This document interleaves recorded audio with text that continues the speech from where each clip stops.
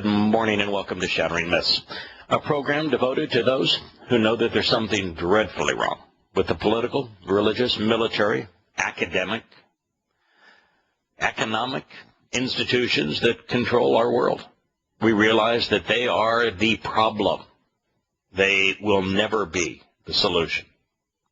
Therefore, our mission is to look behind the headlines to know who is perpetrating the tragedies that are besieging our planet and why they are doing so. Because based upon this plague of adverse influences, we have at most 15 years before the collapse of the world as we know it. As a result, during our second hour, we're going to engage God on His terms through evidence and reason, since His guidance regarding His covenant provides the only reliable escape. Our phone number, if you'd like to participate in this discussion, is 877-300-7645. It's astonishing that the Christian radio news, Salem Radio News, would begin their news with the line, "Even the weather turned out to greet those who came to honor the great man of history," as if Nelson Mandela were up there in heaven and somehow orchestrating the weather patterns. It's astonishing the kinds of myths that people will buy into and the attitudes that we embrace. With our discussion of the conditions in the Ukraine still relevant, I would like to continue with a couple of more articles. First, conclude with one that we were in the midst of, and then discuss a couple of more articles regarding this situation in Ukraine, because it is invocative of what we're going to experience, and it is also enlightening in terms of why these travesties have besieged these people. There is this tendency to draw mythical conclusions that are patriotic, that are reassuring, that have no basis in fact. And for the Ukrainians, as you look at pictures of them and their protests, they are in large part gathering around shrines. Most of their shrines show religious iconed images of the Madonna and Child with full sun god halo regalia, a completely and totally Babylonian concept, with the women in little headscarves and the men in religious Christian robes. And it is this approach that they are taking to their mix of politics and religion as they protest against their government. They, the Christians of the Ukraine, are responsible for one of the world's most hideous, repulsive, vicious attacks on God's chosen people. And not one of. They conducted these attacks thousands of times over the course of 100 years. That stain is forever on their race, on their religion, on their nationalism. It's just as in America, the stain of the savagery perpetrated against the indigenous peoples and America's propensity for war will ever stain the soul of this country. There is no walking away from what we as a nation have done. Much of it was done in the name of politics and religion, just as it was in the Ukraine. There is a legacy, a consequence of these things. When we celebrate nationalism, as often occurs, and virtue in association with a nation, very typical here in America, now being manifested in Ukraine, without a proper perspective on who we really are and from where we have come, then we are subject to the misleading and undependable myths that Yahowah is trying to encourage us to separate from. Now, the reason I talk about the Ukraine as being a model, as was Cyprus, for what's going to befall every nation, is that the nation itself, because of the position that it has put itself in, is bankrupt. And they are now concerned that their savings is going to be confiscated as it was in Cyprus.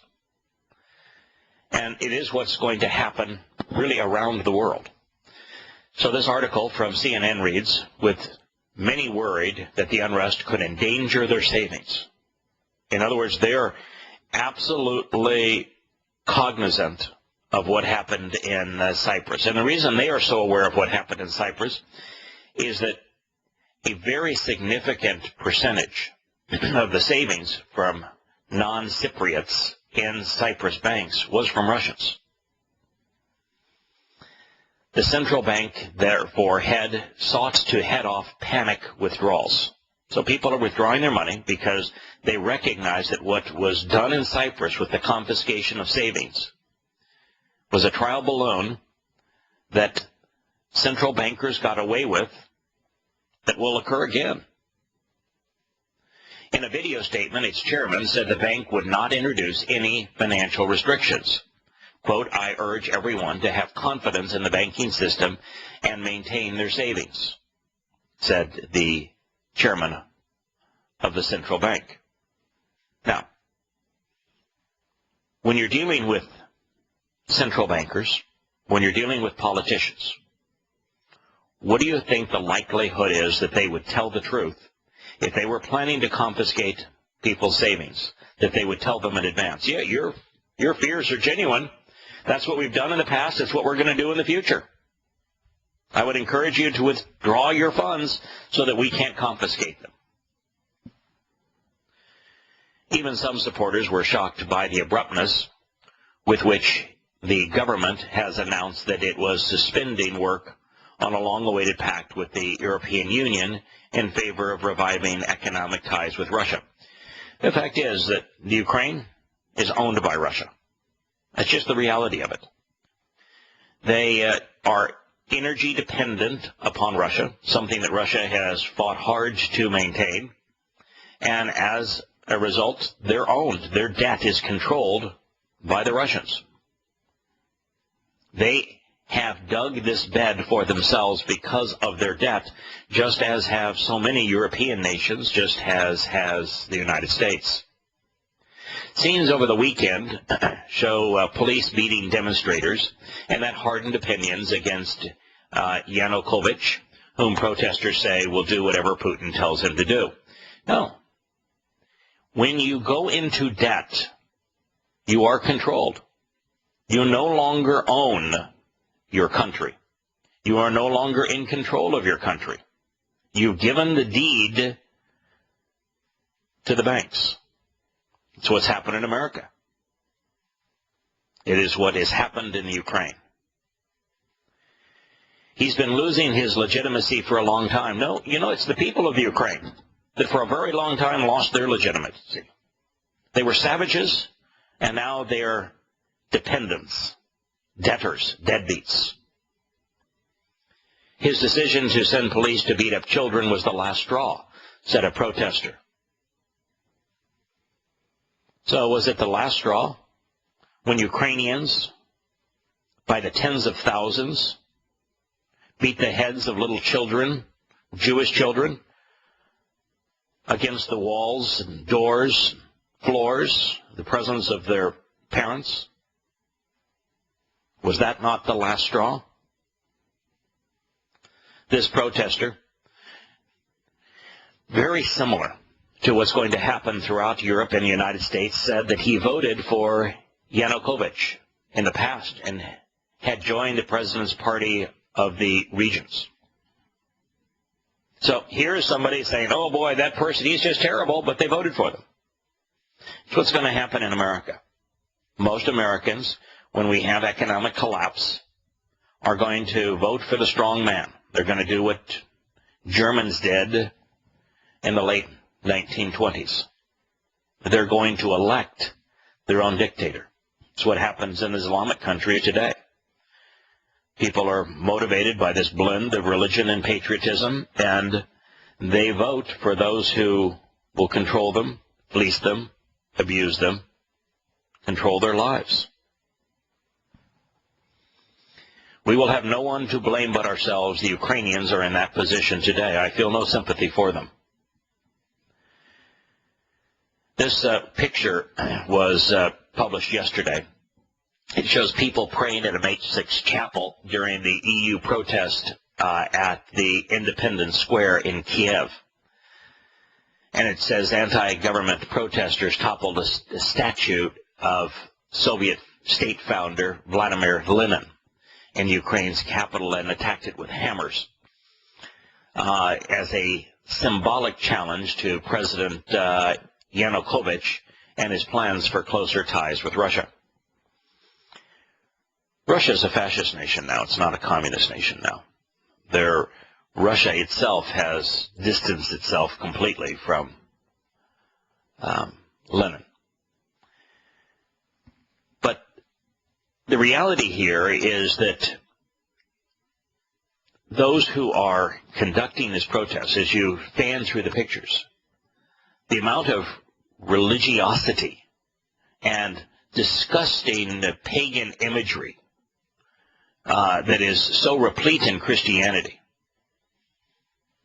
that is visible in these protests, makes you just want to scream. Here are people praying, and they're praying to the pagan god of Babylon. And they wonder why the real God has no interest in them. Now, the real God views them as an abomination, as revolting, as disgusting, as he does religious patriots around the world.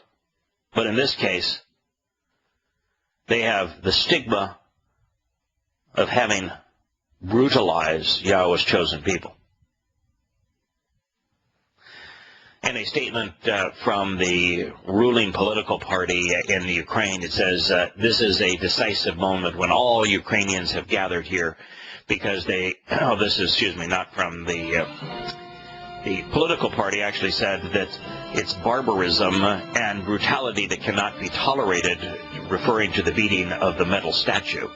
But the protesters have said this is a decisive moment when all Ukrainians have gathered because they don't live in a country where corruption rules and where there is no justice. But did you not create that country for yourselves over the last 100 years in your barbarism towards Jews?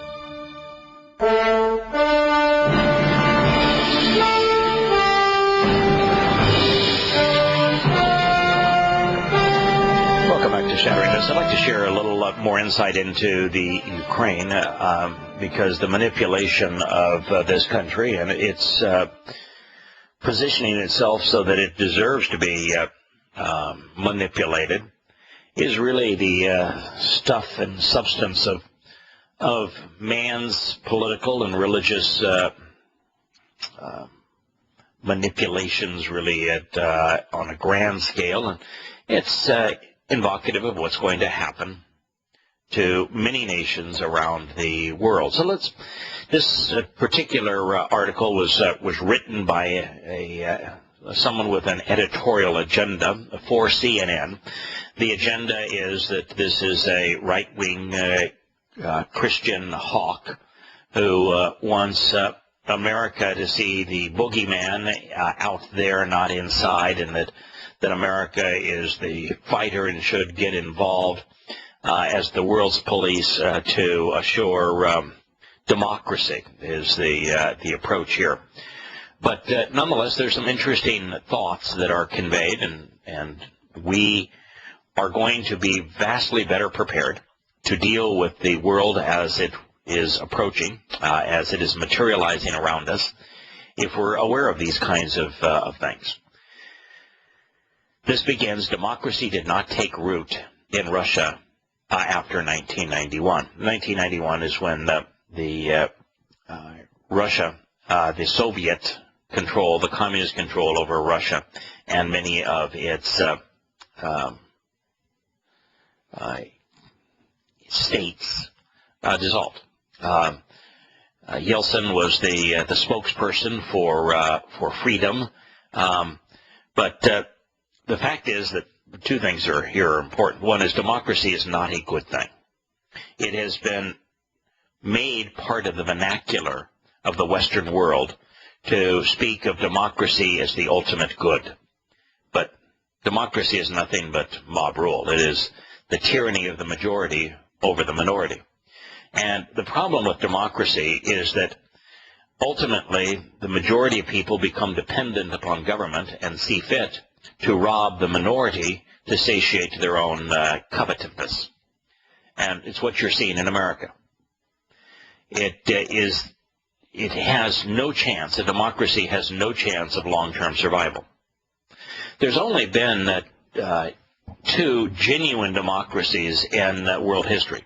To actually be a democracy, the electorate themselves votes on all manner of issues.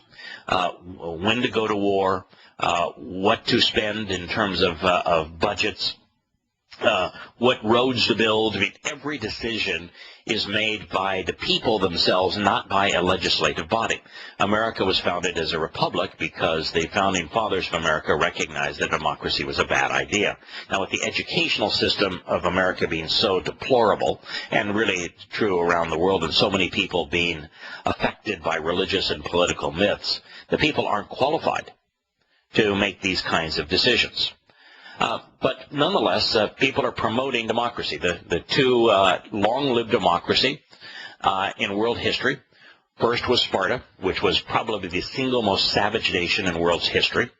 They enslaved the neighboring nations so that they had a workforce, because the only work that was produced by the Spartans themselves was war. They, from a very early age, abused boys so they would be very good fighters, and girls were only the manufacturing plant for boys so that the boys could be fighters. It was a savage nation, but nonetheless it was a democracy. It lasted about 300 years. And then there was the Delian League. The Delian League was conceived by Greece as a strategy of war. They wanted to keep the Persians at bay. And so they felt that if they could impose democracy, their view of governance on the islands and the coastland of Turkey, the islands in the Aegean Sea and the coastland of Turkey, that there would be a buffer ally that would be a tripcord should the Persians decide to attack Greece. Well, when you compelled democracy, as America has attempted to do in Afghanistan and in Iraq, you end up with an absolute unmitigated disaster. That's like saying, I'm going to force you to choose of your own free will, but under the shade of my gun. It did not work in Greece. The Delian League collapsed, and of course the legacy of democracy in Sparta was absolute control and total savagery. Hi, Larry. Sure, you also have a view on this history. Well, yeah, I mean, the Spartans did enslave the Messians, I believe, and that's how they kept themselves wealthy. They just had a slave class, so they could run around and fight all day. Yeah, the Time Machine, the movie called the Time Machine, is actually based on the Spartan culture, where an entire community of people were treated as slaves, so that the citizens of the country could wage war.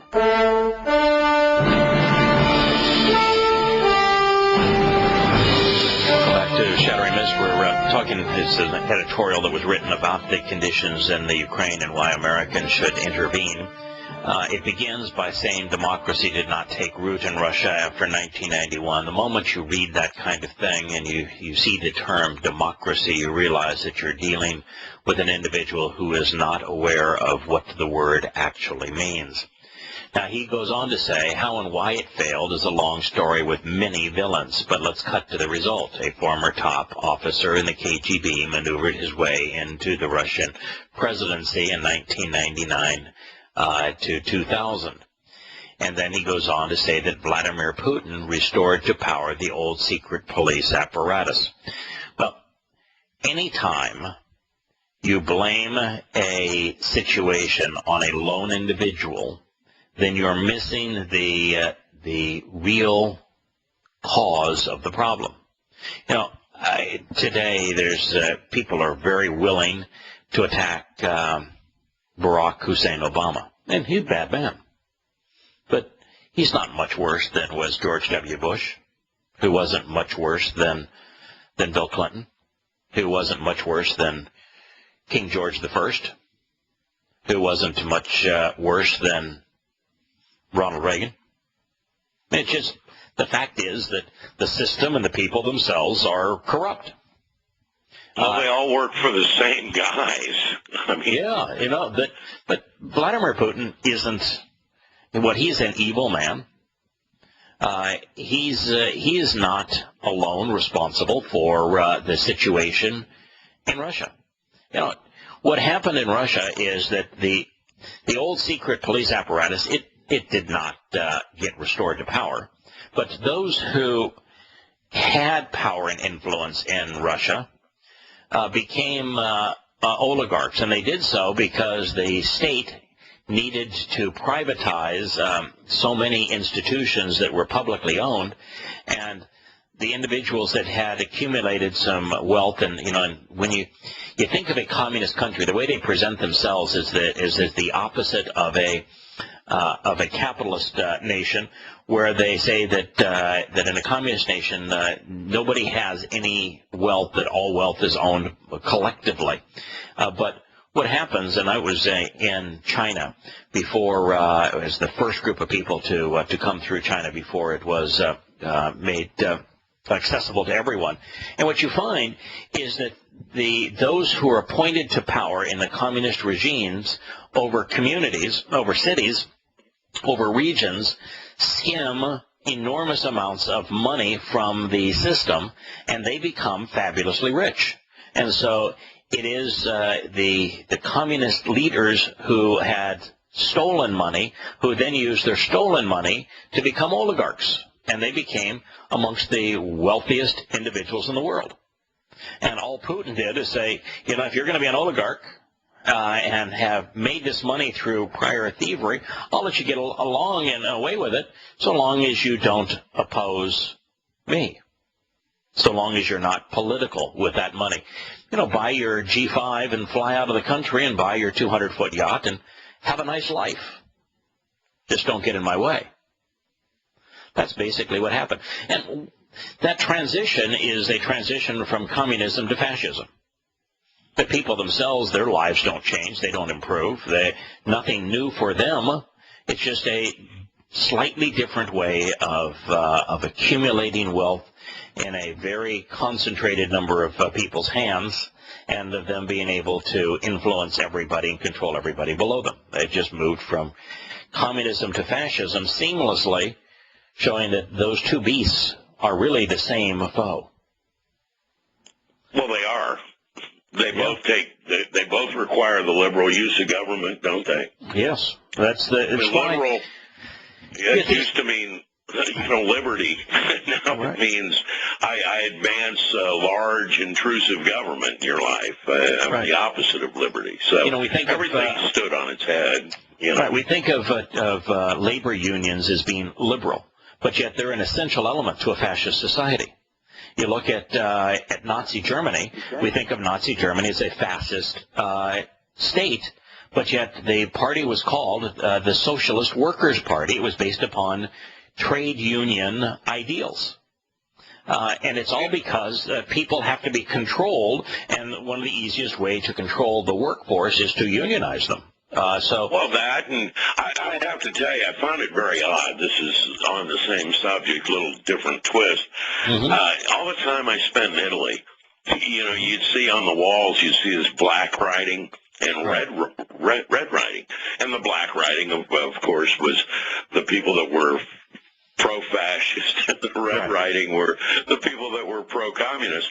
And I got to tell you, you know, if you asked me to choose between Hitler and Stalin, I mean, I really don't have a pick.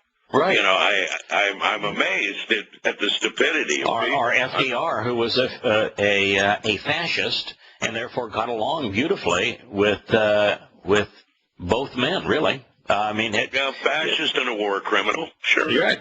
So it is this myth. One of the myths that is so destructive is this idea that there are political entities that are trying to move a nation to either one of the extremes, communism or fascism on the far left and far right, when in fact they are the same beast. There really is no difference between ownership and control. If you have complete control, it is better than ownership. If you have ownership but have no control, it's meaningless to you. Right, right. Control makes who owns what pretty much a moot point, doesn't it? Yeah. And so you're back into a situation where if you don't understand that, if you don't understand the economics, then one of the central ingredients that's going to shape our world for the worse is out of your grasp. It's outside of your perspective. And understanding what's going to happen over the next 15 years, it's really essential. If you're going to have any grasp on how the world is going to be manipulated over the next 15 years so that it is a one-world government and people lose all of their freedoms and their wealth, then you have to understand economics. And this realization is... It's amazing to me. The major networks allow debate within a certain framework. Lively debate within a certain framework. You just can't step outside that framework. Right. The framework is really tiny. It's between in America, it's between Democratic and Republican ideals, but both would have us spend hundreds of billions of dollars on the military. Both would have us spend hundreds of billions of dollars on Medicare. Both would have us spend hundreds of billions of dollars on Social Security. Both would have. Well, I was talking about this the other day, actually. They've gotten debates down to a point where it's stylistics. That's all it is. Who's got the better haircut? Who's got the better comeback? Because we celebrated the 50th anniversary of Kennedy's assassination.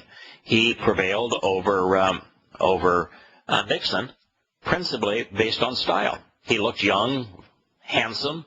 He was slightly more articulate, so it was style over substance.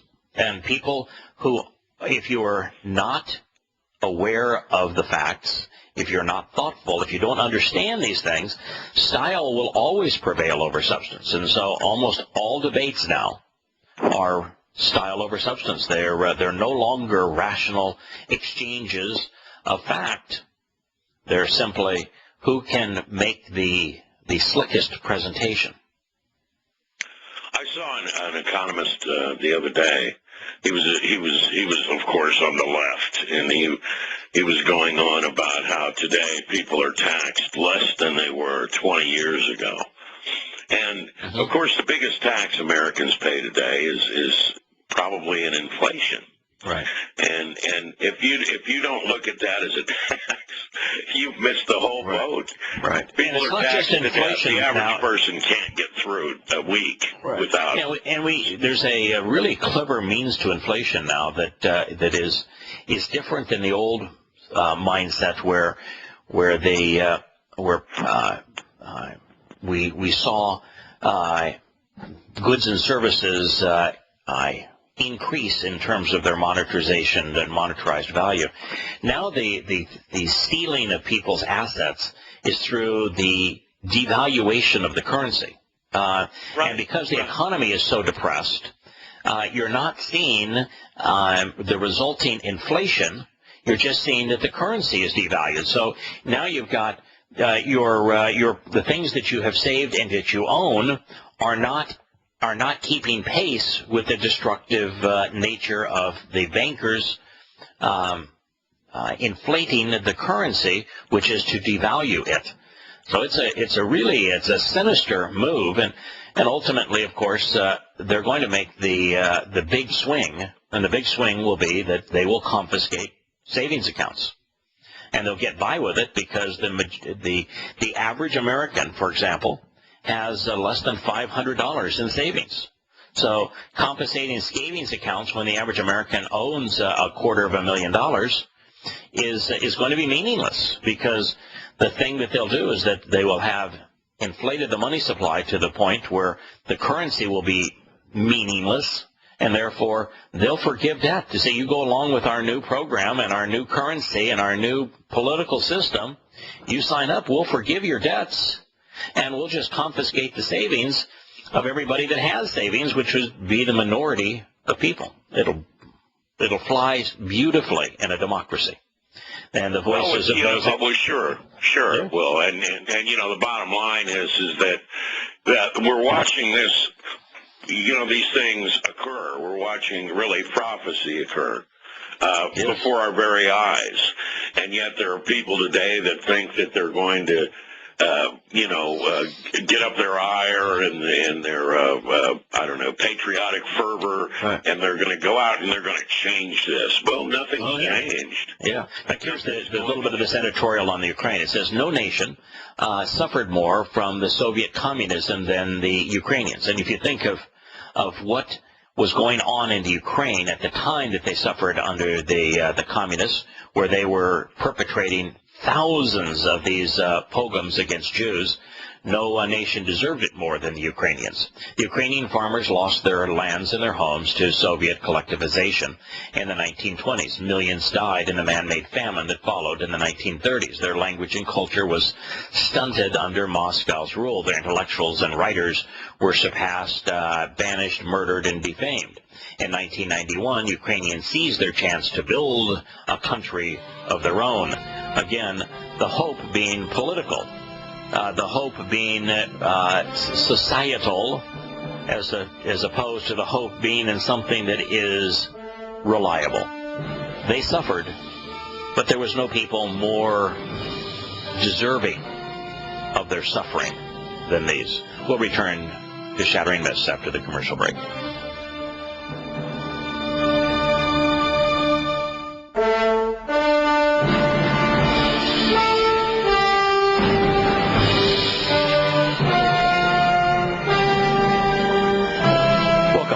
Shattering Myths. On a slight departure, but a similar note, Barack Obama decided that he would fly off to Republic of South Africa to eulogize as he called him, the last great liberator, speaking of Mandela.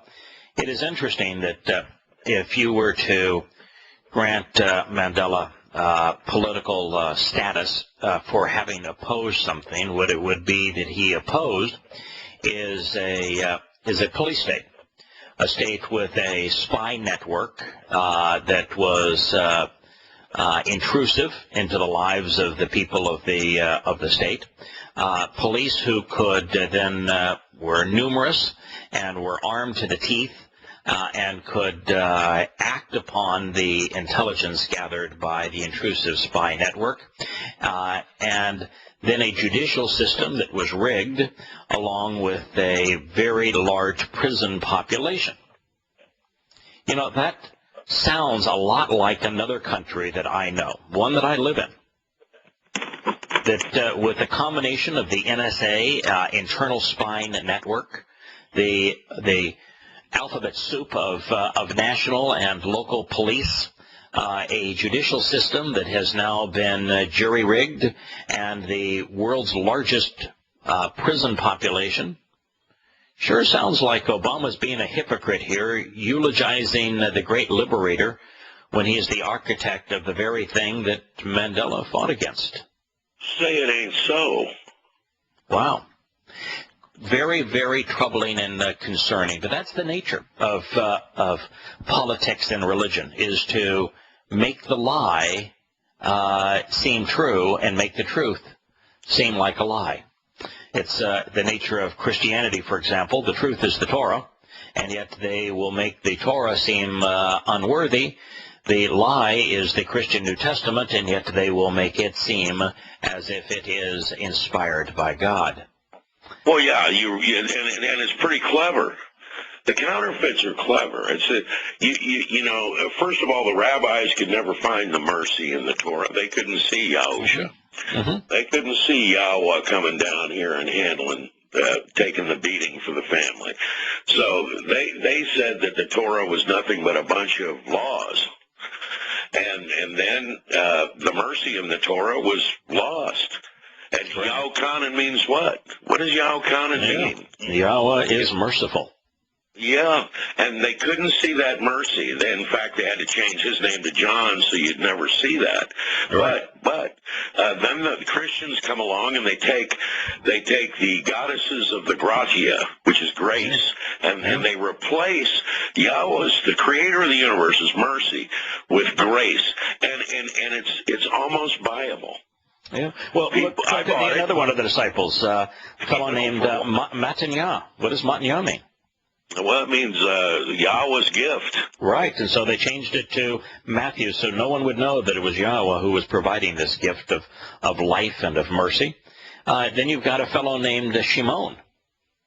Shimon means he listens. Yeah, he listens to whom? God, something that Christians don't do.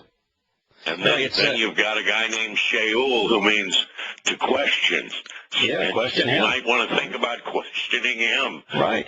And then you've got this fellow named Yahusha, which tells you everything you need to know. Yahweh says it's Yahweh saving us. Statement right there. Yeah. Right. It's Yahweh saving us. And so they changed his name to Jesus.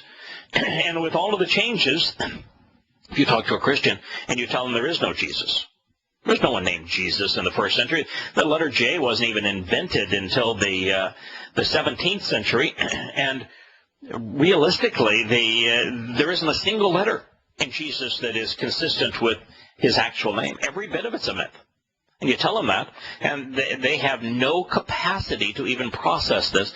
But it's the same with all of these political and religious myths. They're all the same thing. They take a lie, and they repeat it so often that people begin to believe it. Like Americans thinking that America is this Christian country, this moral bastion of freedom. And yet, look at our history. We're a militaristic nation. We have conducted 101 wars. We've been at war ever since I've been alive. Since the first Europeans landed on this continent. 101 wars. We savaged the native peoples. Well, and the point of it is that these oligarchs own these companies, and weapons have to be built, and it enriches them. And then they use your son and my son or somebody else's son and go fight these wars. And call them heroes for dying. Oh, of course, because you've got to encourage more people to sacrifice their lives and their wealth, and you want everyone to honor these heroes, all of whom are being orchestrated to make bad situations worse, depriving people of their freedom and free will. We'll be back in a moment.